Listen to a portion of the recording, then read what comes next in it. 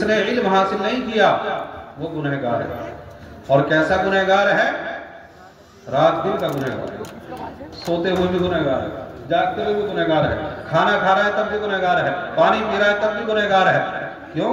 اس لیے کہ اس نے جس علم کو اس کے اوپر فرض قرار دیا گیا تھا وہ علم اس نے حاصل نہ کر کے اس فرض کی خلاف ورزی کی. اگر اپنے سامنے جھکانا ہے اس کے لیے آپ کو علم حاصل کرنا ہوگا.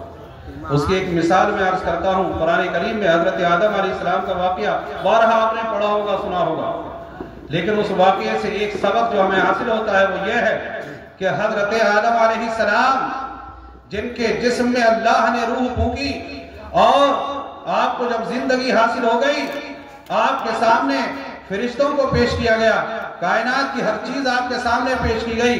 حضرت آدم علیہ السلام کو ہر چیز کا نام اور اس کی معرفت کرائی گئی. اس کے بعد وہ فرشتے جو کروڑ سال سے اللہ کی عبادت کرتے ہوئے آ رہے تھے, کوئی قیام میں تھا, کوئی قعود میں تھا, کوئی بیٹھا ہوا, کوئی کھڑا ہوا اور کوئی چلتا پھرتا اللہ کی تسبیح و تحلیل بیان کر رہا تھا. کروڑوں سال سے وہ فرشتے بارگاہ الہی میں عبادت کر رہے تھے, تسبیح و تحلیل کر رہے تھے, لیکن حضرت آدم علیہ السلام ابھی ان کے جسم میں روح پھونکی گئی ہے, ان کو علم کی دولت سے مالا مال کیا گیا ہے.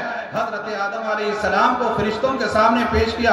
اللہ نے حضرت آدم علیہ السلام کے سامنے فرشتوں سے کہا, اے فرشتوں یہ تمام جتنی چیزیں ہیں ان کے نام بتاؤ. فرشتوں نے کہا, لا علم لنا الا ما علمتنا انک انت العلیم الحکیم. اے ہمارے رب, ہمیں تو صرف اتنا ہی علم ہے جتنا تو نے ہمیں عطا کیا ہے. ادھر حضرت آدم علیہ السلام کو اشارہ ہوا, آپ ان چیزوں کے نام بتائیں. حضرت آدم علیہ السلام نے جتنی بھی چیزیں تھیں ان سب کا نام بھی بتا دیا, ان سب کی پہچان بھی بتا دی, ان سب کے استعمال کا طریقہ بھی بتا دیا.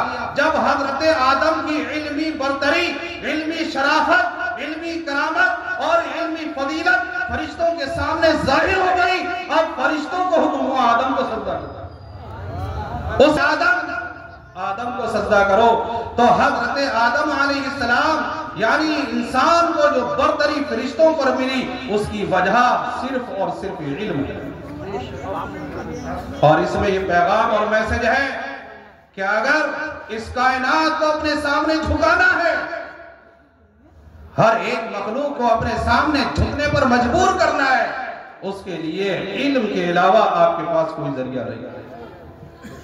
علم ہی کے ذریعے آپ عزت حاصل کر سکتے ہیں, وقت حاصل کر سکتے ہیں, اس کے علاوہ اور کوئی ذریعہ آپ کے پاس نہیں. مال, دولت, حکومت, یہ سب ہم نے دیکھ لی کیا ہوا, سب چلی گئی. لیکن آج دنیا کے اندر وہ حکومت کر رہا ہے جس کے پاس علم ہے. آپ کو شاید معلوم ہو کہ پہلے ڈاکٹری کا جو نشان تھا نا وہ کروس میں ہوتا تھا. جی, کروس میں ہوتا تھا.